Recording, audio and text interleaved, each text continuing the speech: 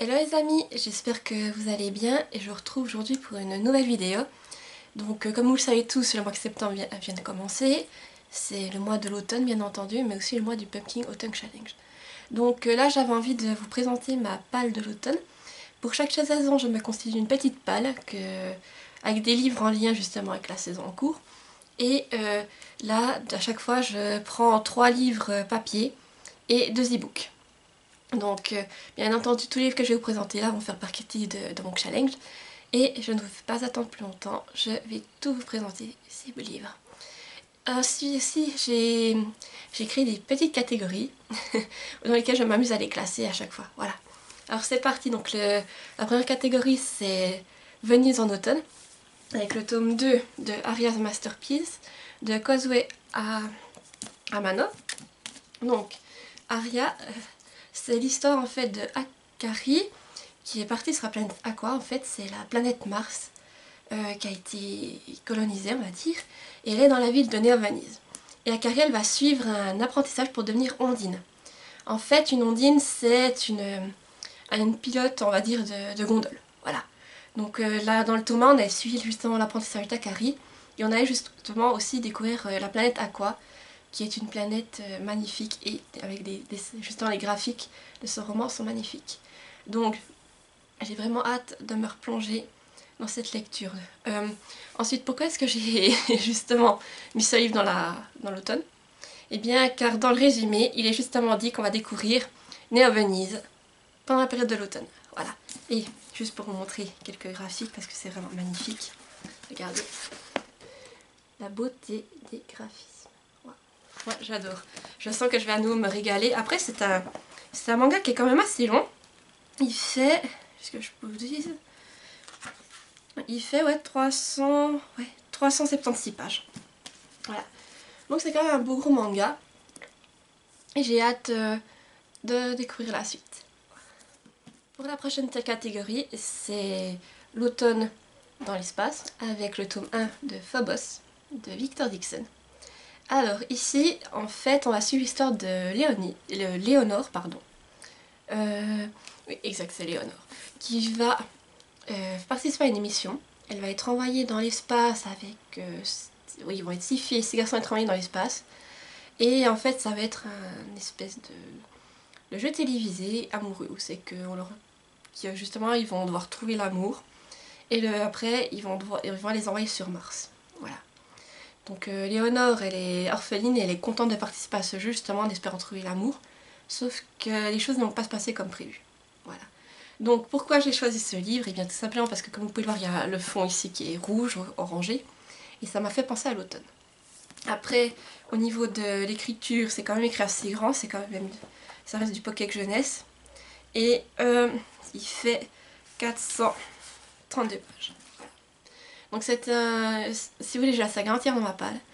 Et j'avais hâte de la commencer parce que, comment vous dire, j'ai adoré Cogito de Victor Dixon et j'avais hâte de découvrir un autre de ses livres.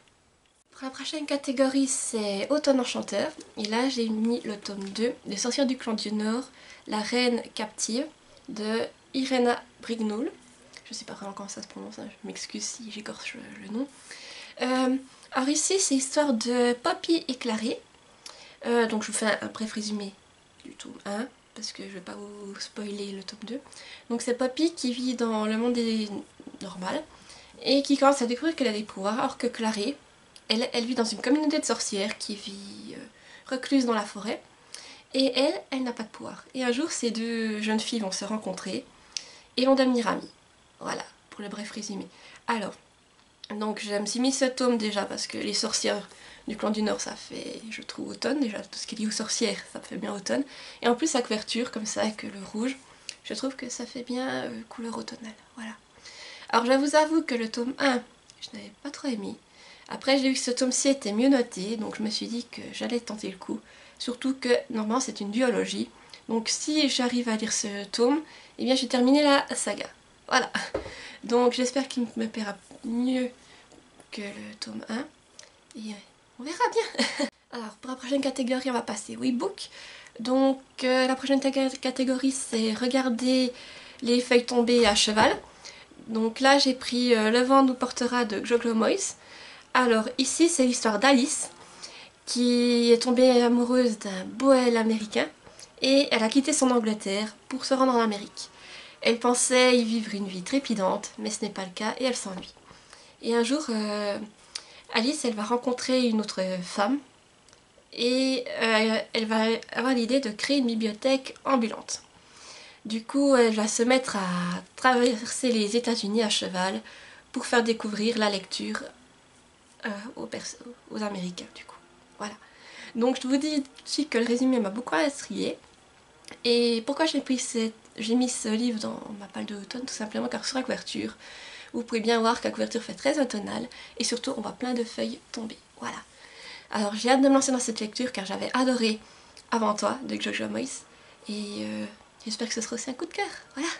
Et pour la dernière catégorie, il s'agit d'Halloween. Donc là j'ai choisi le The Scare de Letty Kane. Alors là c'est l'histoire de Jérémia qui va, lorsqu'il était enfant en fait, il va assister à l'enlèvement de sa sœur, Delia. Et maintenant Jérémia est devenu adulte, mais cet enlèvement ça le travaille toujours et il aimerait résoudre ce mystère et découvrir qui a enlevé sa sœur. En plus à ce moment-là, des jeunes filles aux yeux verrons sont enlevées et on les retrouve momifiées et habillées comme des poupées. Et Jérémia il pense que c'est le kidnappeur de sa sœur qui est derrière tout ça. Voilà. Donc c'est aussi une lecture que j'ai mis dans ma palle tout simplement parce que comme vous pouvez le voir, la couverture fait très thriller. Et pour moi, les thrillers c'est en lien avec l'automne, Halloween, tout ça. Alors je vous avoue aussi que c'est un livre qui j'espère qu'il va me foutre un peu la pétoche et qui me fait très envie depuis un moment et là j'avais envie de le lire justement.